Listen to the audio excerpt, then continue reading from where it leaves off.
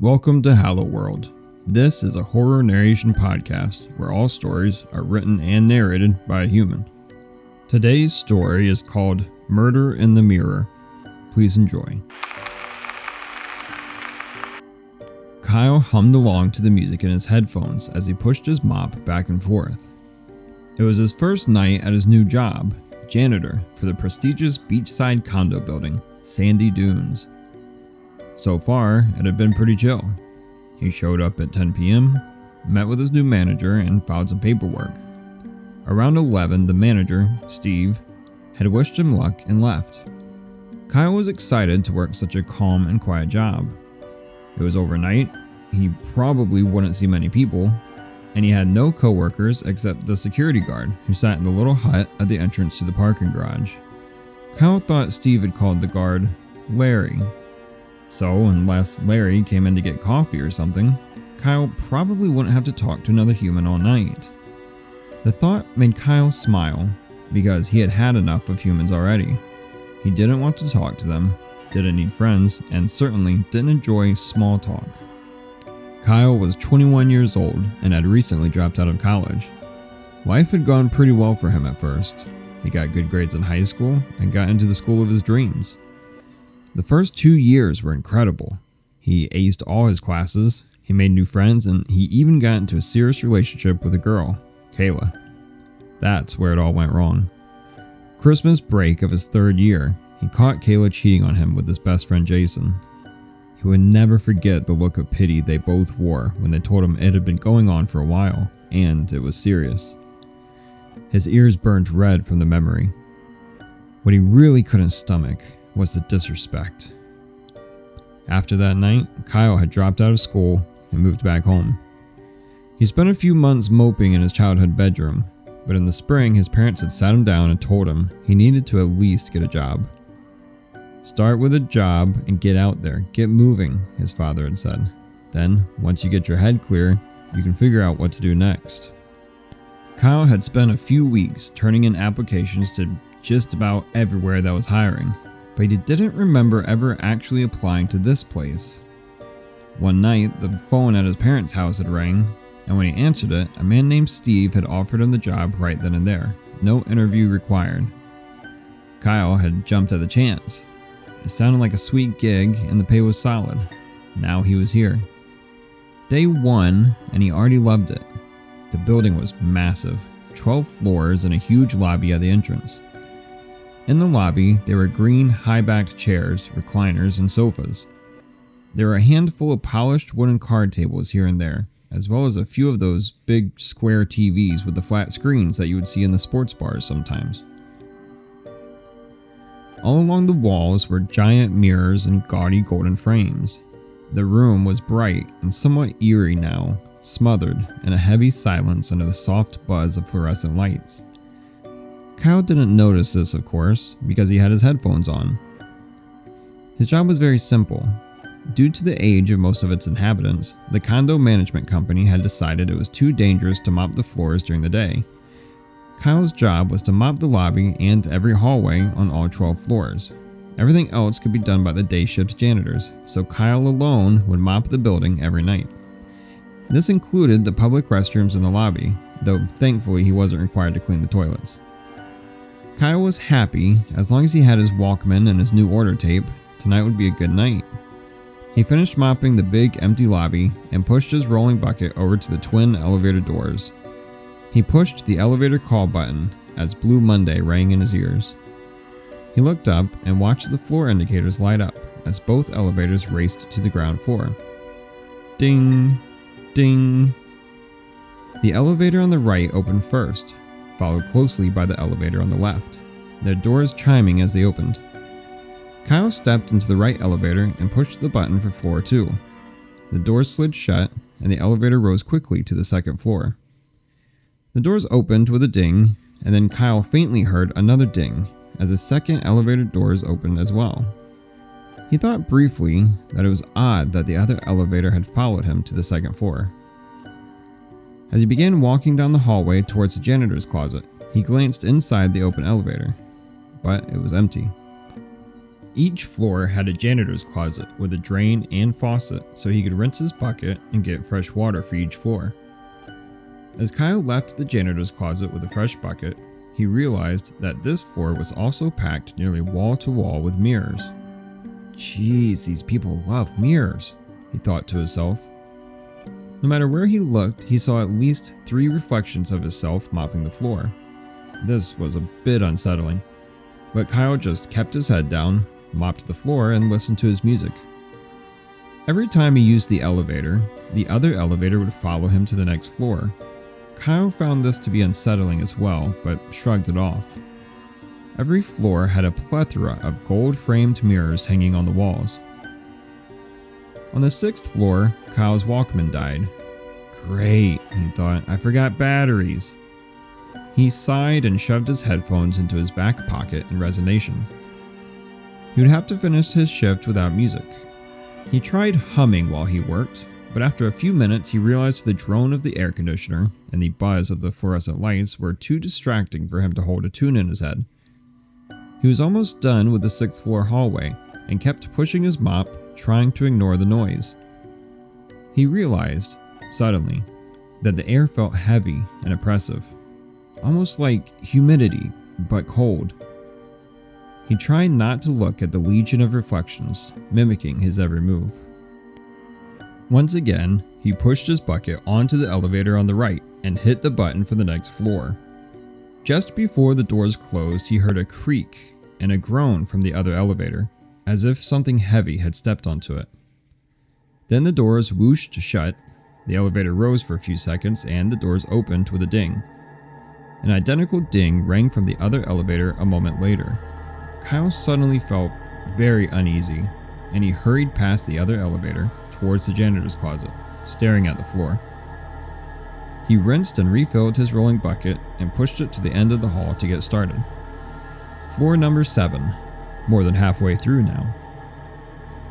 As he mopped, he couldn't shake that oppressive, heavy feeling. The air was smothering, and the droning sound threatened to break his sanity. He clenched his teeth and powered through, keeping his eyes on the floor and not looking at the mirrors. Something about them felt off. Just thinking about his reflections now made his heart skip, although he didn't know why. Then he stopped and chuckled to himself. I guess working alone is too much for my imagination, he said jovially as he straightened and turned to look directly in the mirror beside him. Then he gasped and dropped his mop. His reflection was wrong. His face was twisted and evil, his eyes dark and his smile much too wide. His teeth were sharp, and there were way too many in his wicked smile. His reflection still held the mop upright, and Kyle realized that the mop he had dropped was still standing beside him. Kyle screamed and ran for the elevator. Once inside, he began frantically pressing the lobby button. The doors whooshed shut, and the elevator began to descend. Suddenly, it jolted to a halt. Kyle's breath stuck in his throat. Without warning, the elevator dropped. Not in its usual, slow, controlled manner, but in a complete freefall. Kyle screamed in terror as his feet began to lift from the floor. Then, as suddenly as it had dropped, the elevator stopped. Kyle crashed into the carpeted floor, and everything went black. Kyle gasped and sat up much too quickly. His head felt like it would explode from the sudden movement. His eyes bulged in terror as he took in his surroundings. He was laying on the floor of the elevator, which had stopped. The floor indicator read 13, which shouldn't be possible. This was a 12-story building. The doors were open, and red light from the hallway flooded the elevator.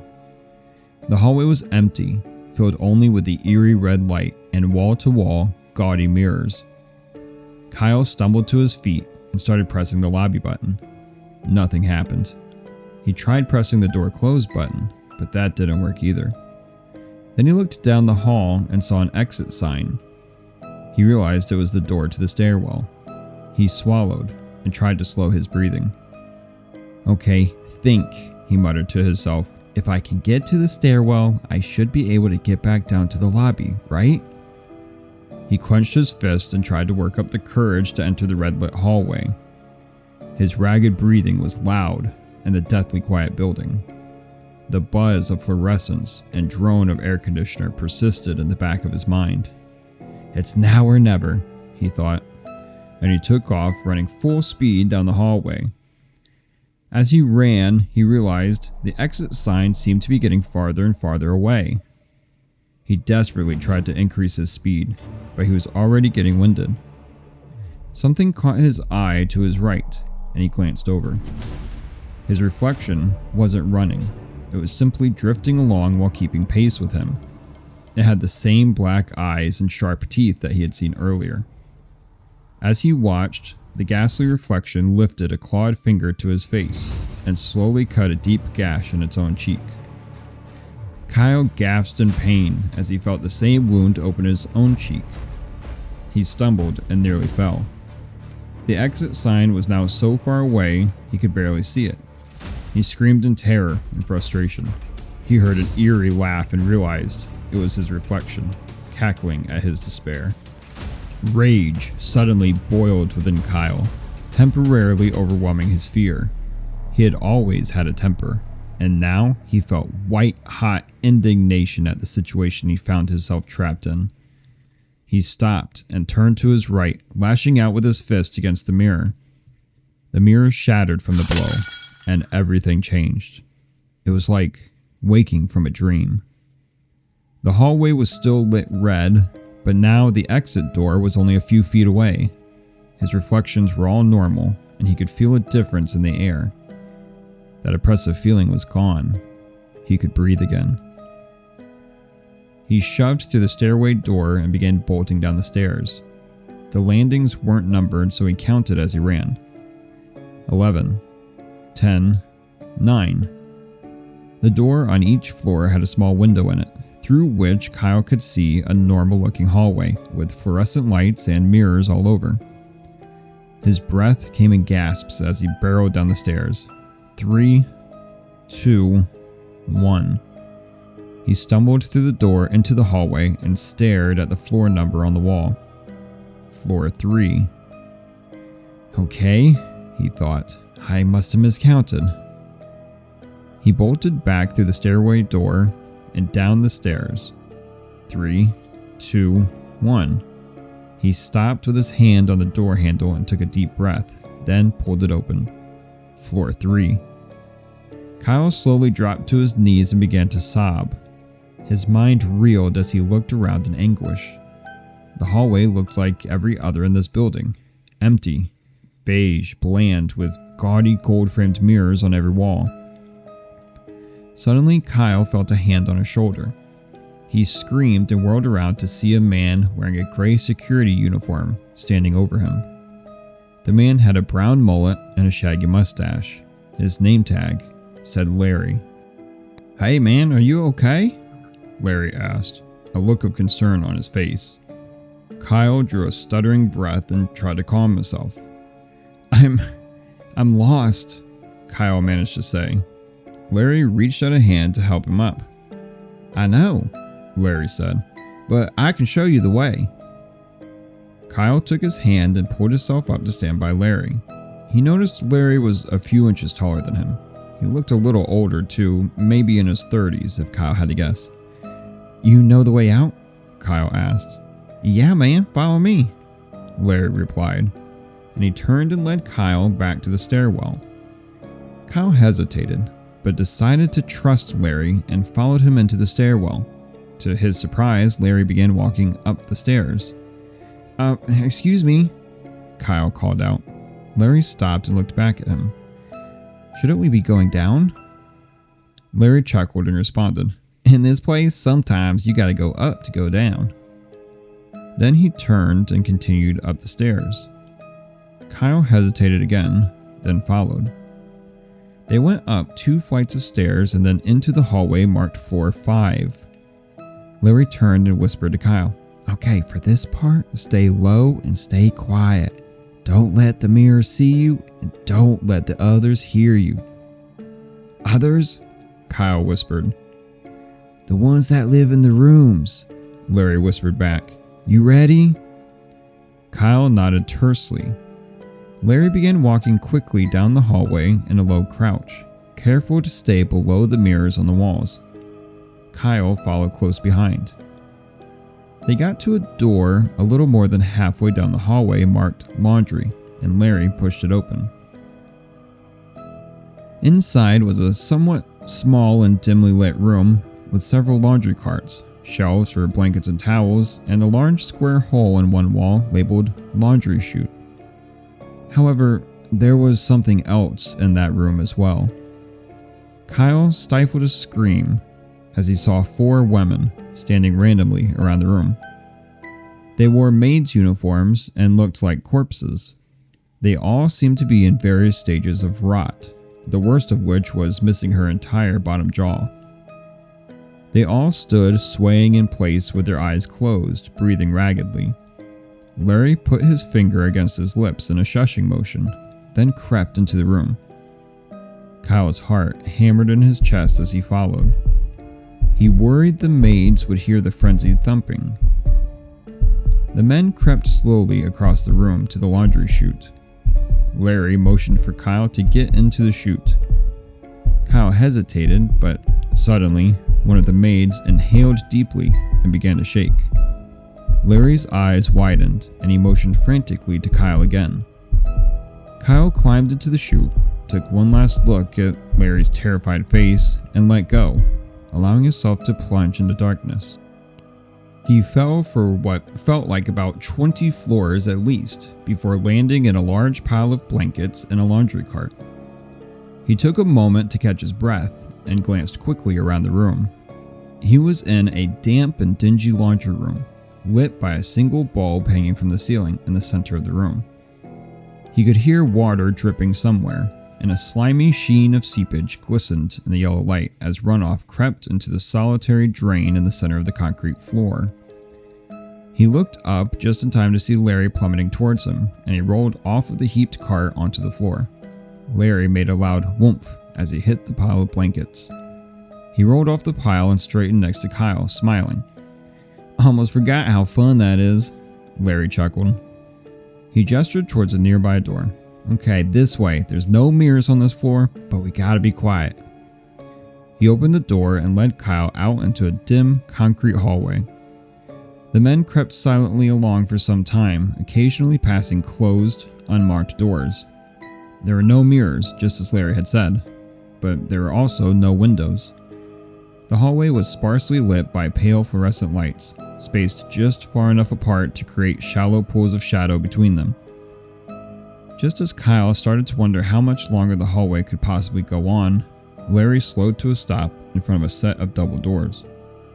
Through here, he said, as he pushed one of the doors open. Kyle was surprised to see a well-lit swimming pool, its water a clear blue, as if it had been perfectly maintained.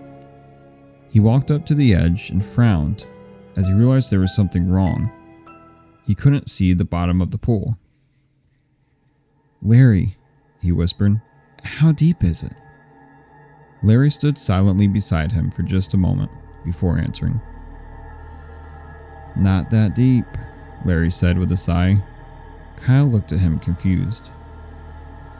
This is going to sound wild, but you gotta jump in, Larry said, his eyes glistening. He looked at Kyle then, and Kyle could see pain and despair on Larry's face. Kyle hesitated.